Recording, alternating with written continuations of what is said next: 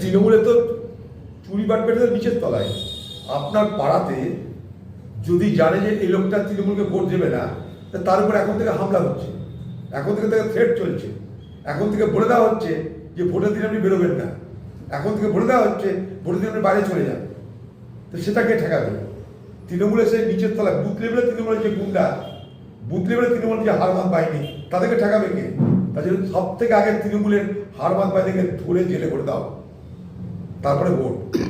উপর দিয়ে কি কিছু হবে না। বজবাটির প্রসেসগুলোর এটাই হওয়ার সম্ভাবনা বেশি।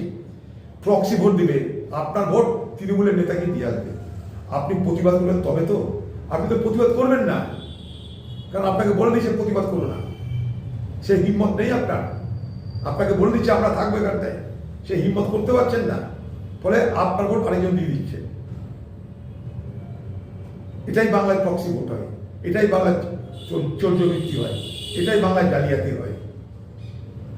আজকে কিছু লোকের নাম বাদ গেছে, তার জন্য হয়তো হতে পারে, প্রিকশন হিসাবে নিতে পারে, কারণ মানুষ তো ক্ষুব্ধ হবেই।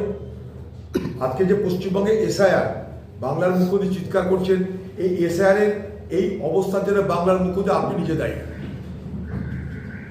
প্রথম দিন থেকে আপনার চালাকি, প্রথম দিন থেকে আপনার নেতৃত্বে এই পশ্চিমবঙ্গের প্রশাসনের নির্বাচন কমিশনকে মদত, তারপর আপনি সমস্যা তৈরি করে সমস্যার ফায়দা নেবার জন্য ময়দানে নেমেছেন। নির্বাচন কমিশন এটা করবে, রাহুল গান্ধী সব থেকে আগে সতর্ক করেছিল ভারতবর্ষের মানুষকে, শুধু বাংলার মানুষকে নয়। যে আজকে নির্বাচন কমিশনের যে এসআইআর প্রক্রিয়া, এই এসআইআর প্রক্রিয়া ডিলিশনের প্রক্রিয়া, নাম বাদ দেওয়ার প্রক্রিয়া, নাম জোড়ার প্রক্রিয়া নয়।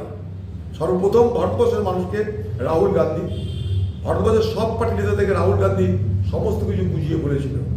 সেই সময় বাংলার মুখ্যমন্ত্রী চুপ করেছিল, না বিধানসভায় না লোকসভায় কোথাও পশ্চিমবঙ্গে তৃণমূলের কোনো আওয়াজ সেটাকে দেখা যায়নি। আজ যখন দেখছে নাম বাদ যাচ্ছে, চলো ভদ্র বলে রাজনীতি করতে হবে। নামটা বাদ গেল কেন? যদি বিডিও, এসডিও, এআরও, এইআরও, ডিইও সব সরকারি, আজকে সরকারের যারা কর্মচারী, তারা কেন মদত করলো না ঠিক মতন? কেন সংখ্যালঘু এলাকায় বিশেষ করে নজর দিল না রাজ্য? আজকে আপনি বলছেন সংখ্যালঘুদের নাম বাদ যাচ্ছে। সেদিন তো আপনার বোঝা উচিত ছিল যে সংখ্যালঘুদের নাম বাদ দেওয়ার জন্যই এসআইআর। তা যদি হতো তাহলে সেই সংখ্যালঘু এলাকায় যাতে মানুষ বিপদে না পড়ে, কাগজপত্র সব কিছু আপনি ব্যবস্থা করতেন। আপনাকে আমি দাবি করেছিলাম এসআইআর যখন চলছে, যে একদিকে এসআইআর আপনি চালু করুন বাংলার দুয়ারে সরকার, যাতে মানুষের কাগজপত্র কোনো অসুবিধা না হয়। করেছিলেন না? যখন এসআইআর প্রক্রিয়া, তখন আমি দাবি করেছিলাম দুয়ারে এসআইআর হোক। আপনি পারতেন, 90,000 সরকারি কর্মচারীকে আপনি দিয়েছেন এসআইআর করার জন্য, তারা দরজা দরজা যেতে পারতো না, তাহলে এই ঝামেলা থাকতো না। নামের বানান ভুলে সমস্যা, তারিখ ভুলে সমস্যা, এ আ ওই ওই এর সমস্যা, এই সমস্যা আপনি তৈরি করেছেন। তারপরে সুপ্রিম কোর্টে গিয়ে নকরা করছেন, ভোটের আগে রাজনীতি করার জন্য হাতিয়ার পেয়ে গেছেন আপনি। দাদা যে 7 লোক দেখুন, বিজেপি নেতারা তো টার্গেট করেই এসছে এখানটায়, নির্বাচন কমিশন সামনে রেখে। কেউ মৃত তাকে আমরা বলি না জীবিত, কেউ জীবিত তাকে আমরা বলি না মৃত। তাতে কি বাদ গেছে না বাদে তারা জানে। আমার বক্তব্য হচ্ছে যে যারা নাম বাদ গেছে তারা সবাই রাস্তায় বেরিয়ে আসুন, তাদের সকলের জন্য আমরা আছি। কার নাম বাজাচ্ছে, কেন বাজাচ্ছে, তারা সবাই বেরিয়ে আসুন রাস্তায়।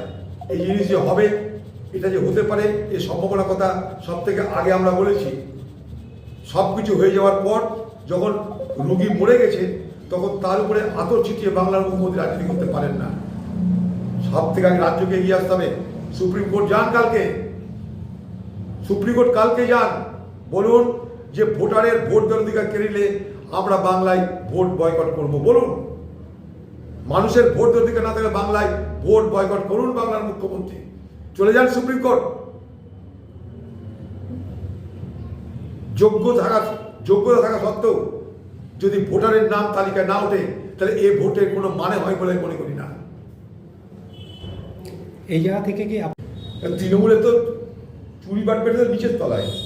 আপনার পাড়াতে যদি জানে যে এই লোকটা তৃণমূলকে ভোট দেবে না, তার উপর এখন থেকে হামলা হচ্ছে, এখন থেকে তাকে থ্রেট চলছে, এখন থেকে বলে দেওয়া হচ্ছে যে ভোটের দিন আপনি বেরোবেন না, এখন থেকে বলে দেওয়া হচ্ছে ভোটের দিন আপনি বাইরে চলে যান। তো সেটাকে ঠেকাবে তৃণমূলের সেই নিচের তলায় বুথ লেভেলে তৃণমূলের যে গুন্ডা, বুথ লেভেলে তৃণমূলের যে হারমান বাহিনী, তাদেরকে ঠেকাবে কে? তার জন্য সব থেকে আগে তৃণমূলের হারমান বাহিনীকে ধরে জেলে করে দাও, তারপরে ভোট। উপর দিয়ে কি কিছু হবে না। বজবাটির প্রশ্নগুলোর এটাই হওয়ার সম্ভাবনা বেশি। প্রক্সি ভোট দিবে, আপনার ভোট তৃণমূলের নেতাকে দিয়ে আসবে। আপনি প্রতিবাদ করবেন তবে তো, আপনি তো প্রতিবাদ করবেন না, কারণ আপনাকে বলে দিয়েছে প্রতিবাদ করো না, সে হিম্মত নেই আপনার। আপনাকে বলে দিচ্ছে আমরা থাকবো এখানটায়, সে হিম্মত করতে পারছেন না, ফলে আপনার ভোট আরেকজন দিয়ে দিচ্ছে। এটাই বাংলায় প্রক্সি ভোট হয়, এটাই বাংলায় চৌর্যবৃত্তি হয়, এটাই বাংলায় জালিয়াতি হয়।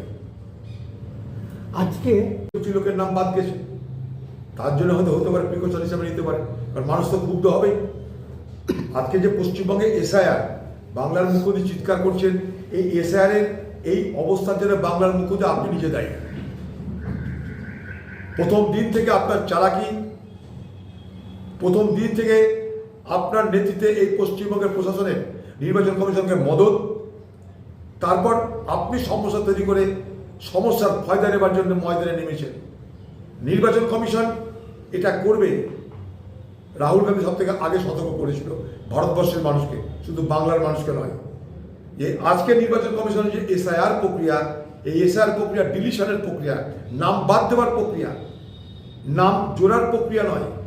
সর্বপ্রথম ভারতবর্ষের মানুষকে রাহুল গান্ধী, ভারতবর্ষের সব পার্টি নেতা থেকে রাহুল গান্ধী সমস্ত কিছু বুঝিয়ে বলেছিল। সেই সময় বাংলার মুখ্যমন্ত্রী চুপ করেছিল, না বিধানসভায় না লোকসভায় কোথাও পশ্চিমবঙ্গে তৃণমূলের কোনো আওয়াজ সেটাকে দেখা যায়নি। আজ যখন দেখছে নাম বাদ যাচ্ছে, চলো ভদ্র বলে রাজনীতি করতে হবে। নামটা বাদ গেল কেন? যদি বিডিও, এসডিও, এআরও, এইআরও, ডিইও সব সরকারি, আজকে সরকারের যারা কর্মচারী, তারা কেন মদত করলো না ঠিক মতন? কেন সংখ্যালঘু এলাকায় বিশেষ করে নজর দিল না রাজ্য? আজকে আপনি বলছেন সংখ্যালঘুদের নাম বাদ যাচ্ছে। সেদিন তো আপনার বোঝা উচিত ছিল যে সংখ্যালঘুদের নাম বাদ দেওয়ার জন্যই এসআইআর। তা যদি হতো তাহলে সেই সংখ্যালঘু এলাকায় যাতে মানুষ বিপদে না পড়ে, কাগজপত্র সব কিছু আপনি ব্যবস্থা করতেন। আপনাকে আমি দাবি করেছিলাম এসআইআর যখন চলছে, যে একদিকে এসআইআর আপনি চালু করুন বাংলার দুয়ারে সরকার, যাতে মানুষের কাগজপত্র কোনো অসুবিধা না হয়। করেছিলেন না? যখন এসআইআর প্রক্রিয়া, তখন আমি দাবি করেছিলাম দুয়ারে এসআইআর হোক। আপনি পারতেন, 90,000 সরকারি কর্মচারীকে আপনি দিয়েছেন এসআইআর করার জন্য, তারা দরজা দরজা যেতে পারতো না, তাহলে এই ঝামেলা থাকতো না। নামের বানান ভুলে সমস্যা, তারিখ ভুলে সমস্যা, এ আ ওই ওই এর সমস্যা, এই সমস্যা আপনি তৈরি করেছেন। তারপরে সুপ্রিম কোর্টে গিয়ে নকরা করছেন, ভোটের আগে রাজনীতি করার জন্য হাতিয়ার পেয়ে গেছেন আপনি। দাদা যে 7 লোক দেখুন, বিজেপি নেতারা তো টার্গেট করেই এসছে এখানটায়, নির্বাচন কমিশনের সামনে রেখে। কেউ মৃত তাকে আমরা বলি না জীবিত, কেউ জীবিত তাকে আমরা বলি না মৃত। তাতে কি বাদ গেছে না বাদে তারা জানে। আমার বক্তব্য হচ্ছে যে যারা নাম বাদ গেছে তারা সবাই রাস্তায় বেরিয়ে আসুন, তাদের সকলের জন্য আমরা আছি। কার নাম বাজাচ্ছে, কেন বাজাচ্ছে, তারা সবাই বেরিয়ে আসুন রাস্তায়। এই জিনিস যে হবে, এটা যে হতে পারে, এই সম্ভাবনার কথা সব থেকে আগে আমরা বলেছি। সব কিছু হয়ে যাওয়ার পর যখন রুগী মরে গেছে, তখন তার উপরে আতর ছিটিয়ে বাংলার মুখ্যমন্ত্রী রাজনীতি করতে পারেন না। সব থেকে আগে রাজ্যকে এগিয়ে আসতে হবে। সুপ্রিম কোর্ট যান কালকে, সুপ্রিম কোর্ট কালকে যান, বলুন যে ভোটারের ভোট দেওয়ার অধিকার কেড়ে নিলে আমরা বাংলায় ভোট বয়কট করব। বলুন, মানুষের ভোট দেওয়ার অধিকার না থাকলে বাংলায় ভোট বয়কট করুন বাংলার মুখ্যমন্ত্রী। চলে যান সুপ্রিম কোর্ট। যোগ্যতা থাকা সত্ত্বেও যদি ভোটারের নাম তালিকায় না ওঠে, তাহলে এ ভোটের কোনো মানে হয় বলে মনে করি না। এই জায়গা থেকে কি